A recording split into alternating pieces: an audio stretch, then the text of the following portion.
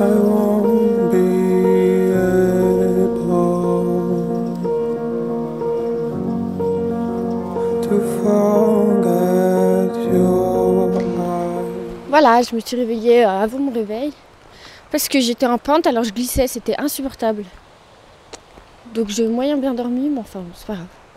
Et là j'arrive au petit hameau de Fouillouse.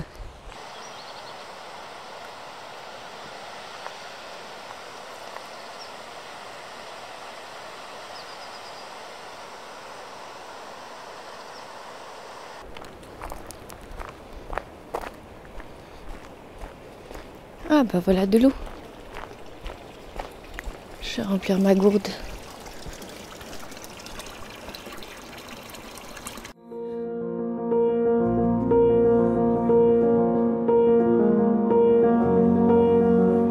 You know what they do to me.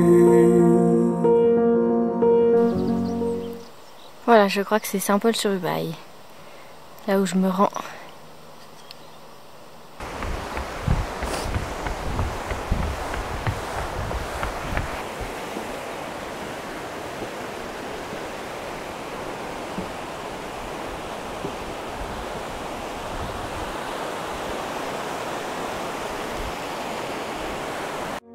You try.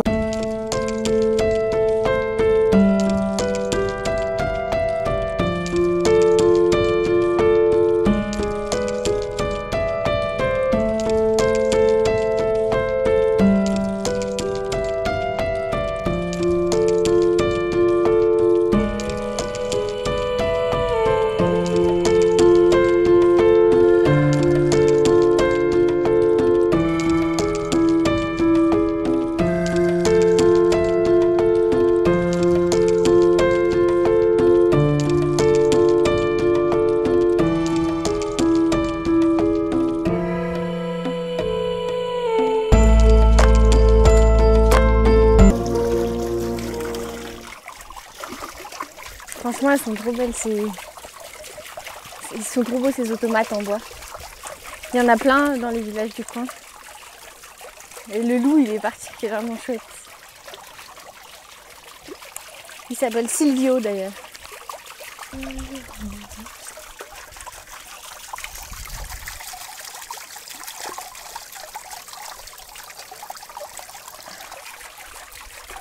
J'ai pris plus d'eau que d'habitude parce que là, il fait chaud et il n'y a pas d'eau sur le chemin. Alors voilà, en bas, c'est l'Ubaye, la rivière. Et je pense qu'en face, là je suis à 2000 mètres, je pense qu'en face ce sera ma dernière montagne avec le dernier col. Au milieu, il y a un refuge à 2500 et quelques. Et j'y serai demain, je pense, dans midi, puis je redescends le soir. Voilà, de l'autre côté de cette montagne. Et je vais retrouver Méolan, là où je suis partie. Donc ça me fait un peu bizarre de me dire que j'ai fini bientôt cette aventure. Plus tôt que prévu aussi. Enfin, ça je verrai demain, mais je crois que j'ai un jour ou deux d'avance. Par rapport à l'horaire défini par le guide. Enfin, donc bon. Voilà. J'ai un peu mal au ventre là, je sais pas si c'est dû à ça. Ou alors j'ai trop mangé. Il fait chaud aujourd'hui aussi. Ça change. Bah là je suis un peu plus bas que d'habitude. Bon 2000 non, mais tout à l'heure dans les villages j'étais plus bas. Voilà. Je pensais que ce serait une journée plutôt cool aujourd'hui. Et en fait regarde où ils nous font passer. Là. Il y a un sentier, on ne le voit pas, mais qui descend le long de la falaise ici. Ou ici, que je viens de descendre. Et il est en réfection. Et ensuite, une fois que tu es passé par là, tu te retapes toute la montée ici. Waouh, j'en peux plus. Après, ce qu'il y a de bien, c'est qu'il y a une rivière au fond qui s'appelle un ruisseau. Donc, vu le bruit, en fait, c'est plutôt un torrent.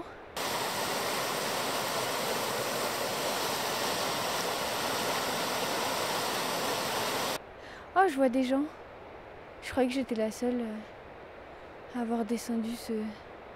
Est-ce que c'est les gens de ce matin? Ah, c'est la famille de ce matin que j'ai croisé 2 fois. Eh ben. Enfin bref, qu'est-ce que je disais? Oui, j'ai quand même pu me laver les cheveux dans le torrent. D'ailleurs, ils sont déjà presque secs, qui est juste en remontant, c'est pratique. Et laver 2-3 trucs, comme ça demain, en rentrant ou après-demain, je serai à peu près propre. Oh mon dieu, je viens de monter à toute vitesse. Encore je sais pas combien de mètres de dénivelé. Il est 19h passé. Parce que je trouvais pas d'endroit idéal pour mettre la tente. Et là j'ai enfin trouvé dans un champ. J'espère que je suis du bon côté de la barrière et que les moutons ou les vaches sont de l'autre côté, mais je pense que oui. Et voilà, la lumière est belle. Là je suis dans un endroit, ça va être plat, ça va pas glisser comme hier. Mais bon, ça se mérite, hein. C'est comme ça. Aujourd'hui c'était un peu long parce que c'était un peu moins beau. C'était plus bas en altitude et puis il y avait pas mal de pistes. Ça, la piste, c'est un peu frustrant. Un peu la route aussi. Mais bon, la journée a été magnifique. Même ce soir, il n'y a pas un nuage, ce qui est rare. Et voilà. Je me suis un peu avancée. Je me suis dit oui, demain c'est fini. En fait, non, parce qu'il reste encore 6 heures jusqu'à la prochaine étape officielle, le refuge de la Part. Et ensuite, encore une journée de marche. Donc demain, je vais aller peut-être sans doute plus loin que le refuge, mais pas assez pour rentrer dans la soirée. Donc je rentrerai dans la matinée de jeudi, un peu comme prévu en fait. Voilà. Allez, je vous montre la vue.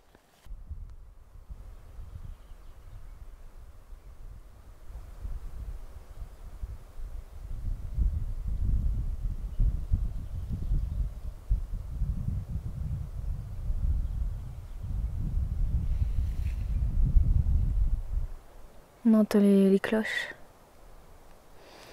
Il y a vraiment une odeur forte, alors je me demande si c'est pas des vaches, mais en même temps, j'ai rarement vu des vaches aussi haut.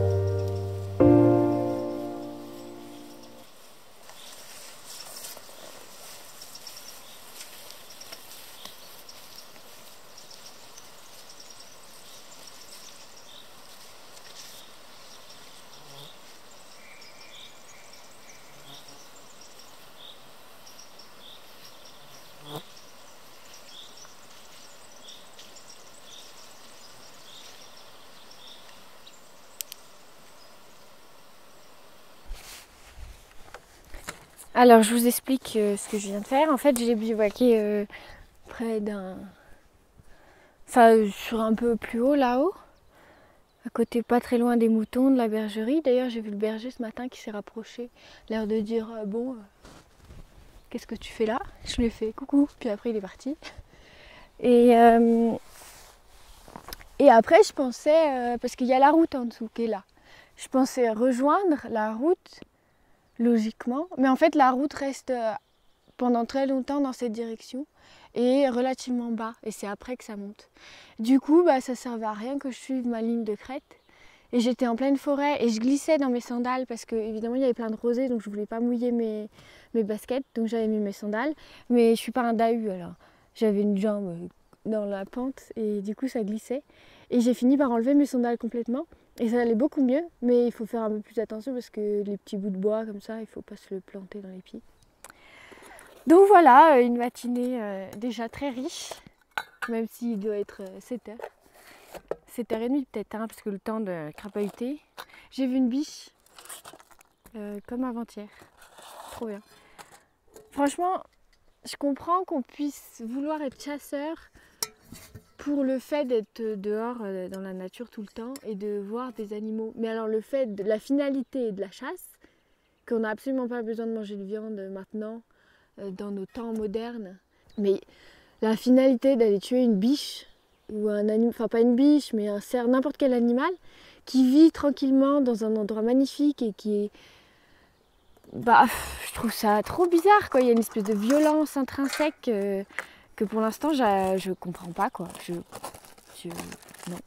Alors oui, tu crèves de faim, tu vas tuer un autre être vivant, bah, pourquoi pas, mais faire ça comme passe-temps, à la limite, oui, prendre des photos, faire du pistage, tirer à l'arc, mais sur des faux cibles, enfin ce que tu veux. Et marcher, t'es dans la nature, faire du hors-piste. Mais la finalité, tuer une bête, ça non, je comprends pas. Enfin, je vais me faire chauffer un thé. J'ai très soif.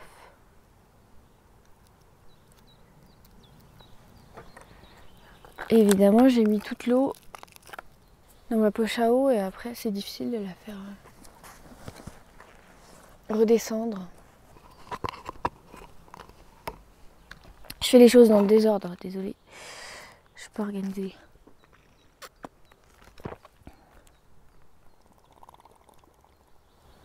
Tu vois, là, ça marche pas.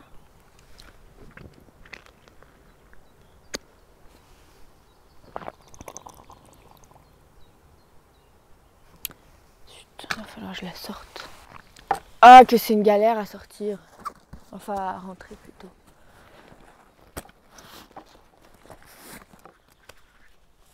Alors.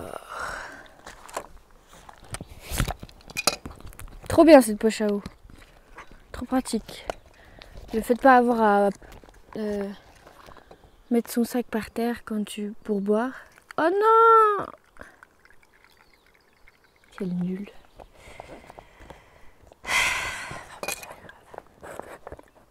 Normalement, il y a des sources sur le chemin.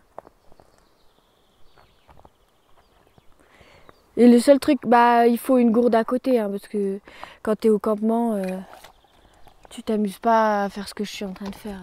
Tu remplis ta gourde et voilà. Donc ça va très bien avec la bifree que j'utilise comme gourde. C'est parfait. J'ai coupé ma boîte d'allumettes pour que ce soit moins lourd.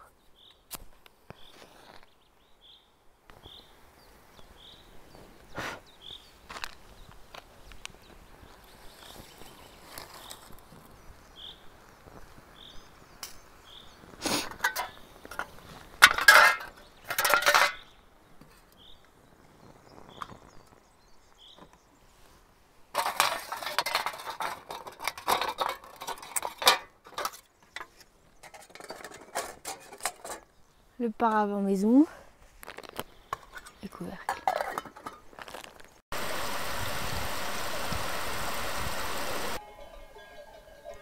Ce son est tellement rassurant pour moi. Ça veut dire, ah, il y a de la vie. Il y a des moutons, il y a un berger, il y a des chiens. J'ai presque toujours dormi près d'un troupeau.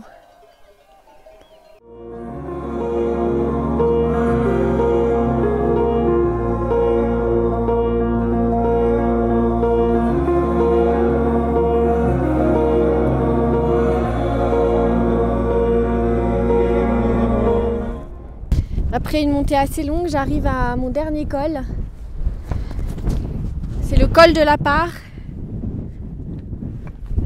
Très venteux, à 2655 mètres. Le refuge est à 2h15. J'espérais y manger à midi. Je sais pas s'ils font à manger comme ça. Et voilà, je vais aller de l'autre côté. Là, il devait y avoir un petit lac. Et puis, on verra la vue un peu plus haut. Mais ça se couvre, alors... ma tête avec le vent. Ah. Vite à l'abri. Bon bah ouais, le dernier col, hein, c'est trop fou. C'est comme ça. Je profite là d'être encore dans une trop belle montagne avec les prairies, les fleurs incroyables. J'ai l'impression d'être au jardin d'Éden. Puis plus tu montes, plus les fleurs sont délicates et toutes petites parce qu'il faut qu'elles résistent. Je regardais s'il n'y avait pas des édelweiss et j'en ai pas vu là. Et j'ai encore croisé une fleur que j'avais jamais vue, même deux. Ça c'est trop bien. Peut-être qu'elle pousse que dans ce vallon, je sais pas. Moi je suis ici au refuge de la Part et il me reste plus que ça et ça. Mais normalement ça fait 5 à 6 heures donc j'y serai pas. Ce soir je vais pas doubler l'étape. Il va falloir que je trouve un endroit sympa pour dormir. Et en attendant je vais manger ici. C'est le refuge de la Part.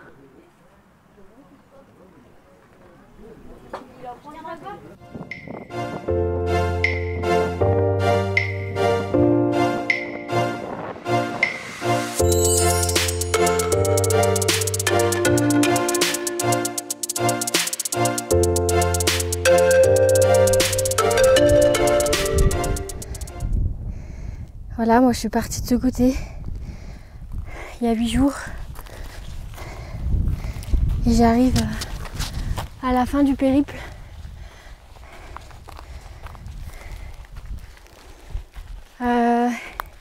Il me reste pas beaucoup de kilomètres, mais je sais pas si je vais terminer avant la nuit. En fait, je me suis dit c'est ridicule de camper 2 heures avant la fin. J'ai envie de revenir aujourd'hui à Méolan, là où je suis partie. Donc j'aurais doublé deux étapes. Enfin, doublé. J'aurais fait 2 étapes en une. Donc là, c'est la dernière grimpette. Et bah, on va voir. Le mieux aussi, ce serait que je reprenne une nuit au gîte d'étape, histoire de pouvoir me doucher et de laver mes fringues. Et pour pas embaumer le car et le train demain. Donc voilà, bah, je vous tiens au courant.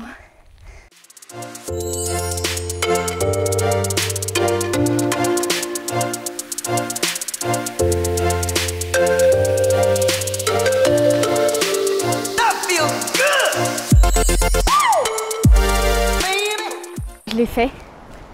J'étais là il y a 8 jours. Je descendais du bus et j'allais au gîte d'étape. Non, ça c'était il y a 9 jours. Il y a 8 jours, je partais un peu plus haut là-bas. Waouh, je me sens tellement heureuse et fière. C'est génial. C'est vraiment que du bonheur.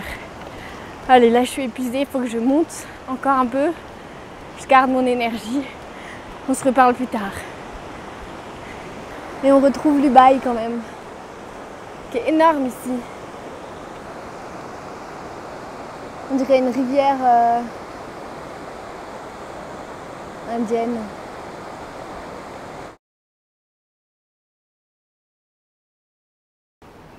Je savoure le petit déjeuner à Méolan-Revel, devant les montagnes.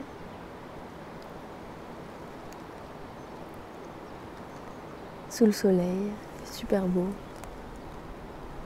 J'ai mis beaucoup de temps à m'endormir. Ça devait me faire bizarre d'être là. Et de ne pas me lever tôt le lendemain matin pour marcher. Là, je me suis réveillée à 8 h. Et ouais, c'est un sentiment un peu triste et un peu très joyeux en même temps d'avoir fini ce tour. Et puis j'ai envie de rester là, évidemment, j'ai pas envie de rentrer à Oulin. C'est peut-être la canicule en plus.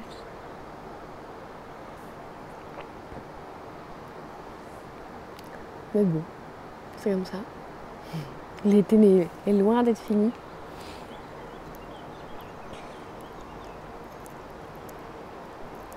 Hier j'avais faim, oh là là, j'arrêtais plus de manger. J'ai mangé toutes mes provisions qui me restaient. Presque. Et j'ai mal aux pieds. Je me les suis massées un peu avec de l'huile d'arnica et de la Golteri. Mais ce matin, j'ai mal derrière les tendons. Puis je les sens, ils sont tout raides.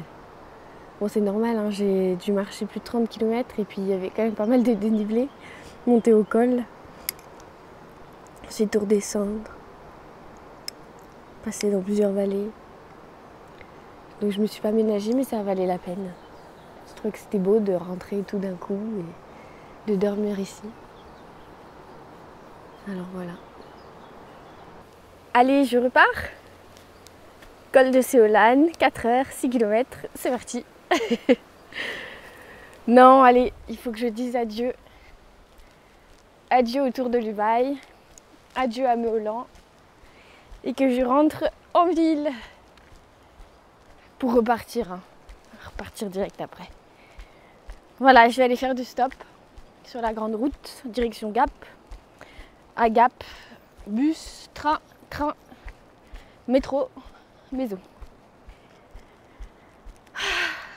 Bon, ben moi je vous dis à la prochaine vidéo. Avec grand plaisir. Là, je vais aller monter. J'ai du boulot. Hein. J'ai beaucoup de boulot. Monter cette vidéo, enfin ces vidéos, parce que bon, sur 8 jours, forcément, je vais pas faire une vidéo de 300 heures. Et puis voilà. En attendant, profitez de l'été. Salut!